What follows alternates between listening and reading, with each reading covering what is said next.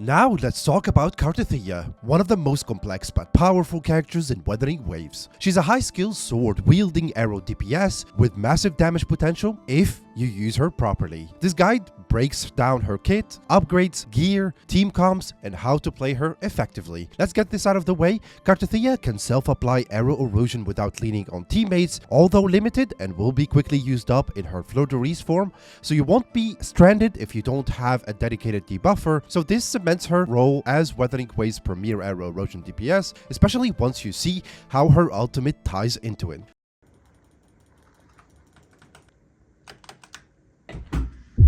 Maxim.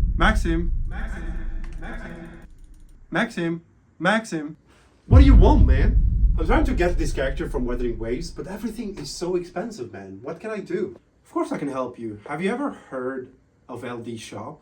LD Shop? What is that? No?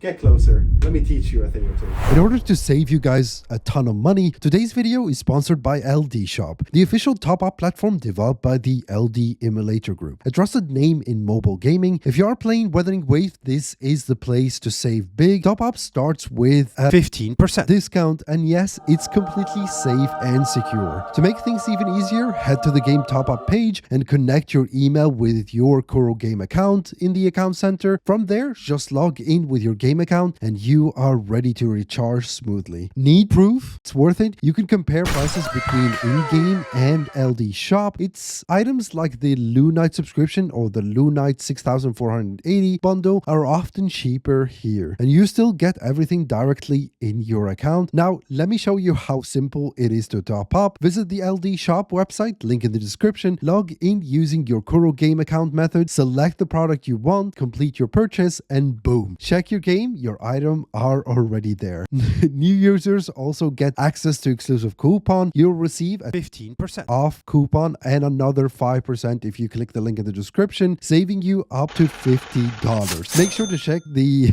link in the description in order not to miss out and save a ton of money. And that's not all. Your first top up on LD Shop comes with an extra bonus, and if you spend over $80, you'll unlock VIP status, which rewards you with a free 30-day Lunite subscription. Don't wait, click the link in the description and start saving on every Wuthering Waves top up today with LD Shop. Huge thank you to LD Shop for sponsoring this segment of the video. Now enjoy the rest of the video. Now, Aero Erosion isn't just a one-off gimmick, it dishes solid damage on its own. With that in mind, you'll notice a big slice of her damage pie comes from those erosion ticks. That makes pairing her with Ciaccona almost mandatory, thanks to her 100% Aero Erosion buff through her outro skill. Now, the problem is the absence of any reliable 4-star Aero Erosion amplifiers. Free-to-play squads might struggle early on, but Ciaccona elevates the whole team's output, and this is something that I talked about early on. But don't worry, this is not important, as I think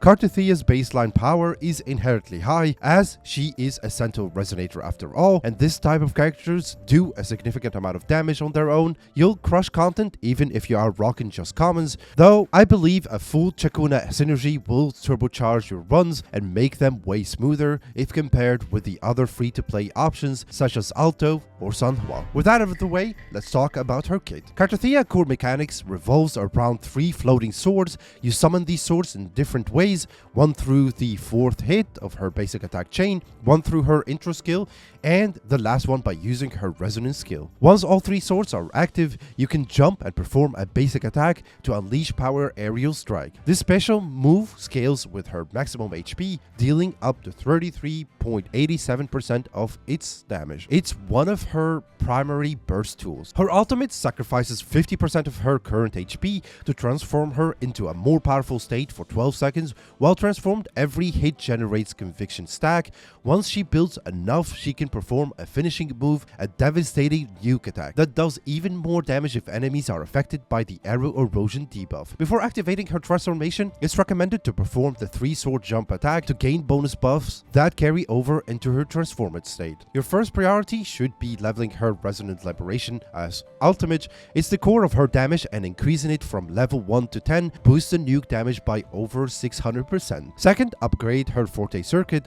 This improves the flow and consistency of sword generation, then raise her normal attack and resonance skill to level 8, as they are both essential for maintaining her rotation. Her intro skill is the lowest priority. You can leave it at the level 4, it only contributes a single sword and doesn't scale much with her level. Now let's talk about weapons. Cartethiya's damage scales primarily with HP, so the best weapons for her offer is HP stats. Her signature weapon, the Fire Thorn, is the best in slot. It provides 72% HP and boosts damage against debuffed enemies.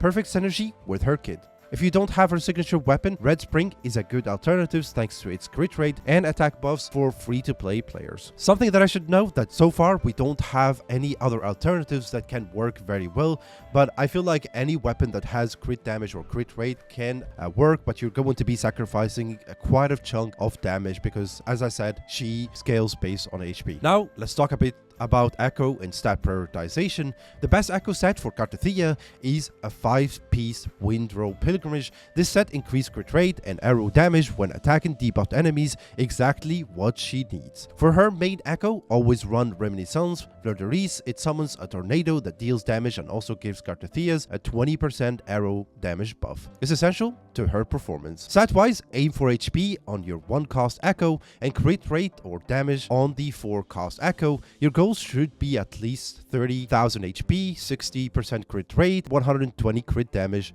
and 120 energy regen. These thresholds ensure she can cycle her abilities and deliver consistent high damage. Cartethiya's require teammates who can apply the Aero Erosion debuff to maximize her nuke potential.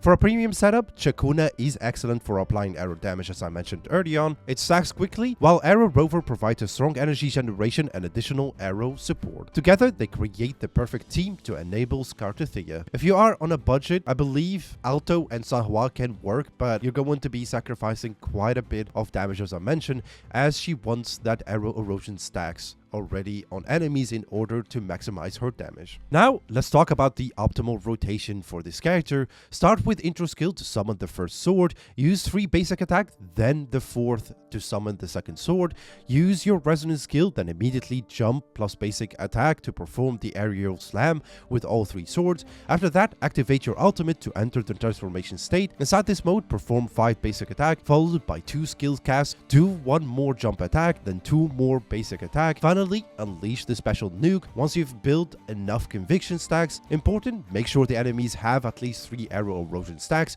before transforming. You'll also need at least 130% energy regen to repeat this cycle every 22 seconds without delays. I'm still testing, so make sure to subscribe in order to see what kind of rotation I come up with as the time goes by.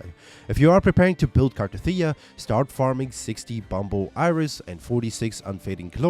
These are her main Ascension and boss material. Regarding Constellation or Resonance Chain, S1 gives a helpful crit rate boost, S2 reduce cooldown for smoother combos, and S6 allow her to auto-max arrow stacks on enemies, making her gameplay much more forgiving. Cartethiya can deal up to 38% more damage than most other DPS units, but only in the hands of a player who can execute her complex kit properly. Cartethiya is a high ceiling, high demand DPS that rewards precision and planning.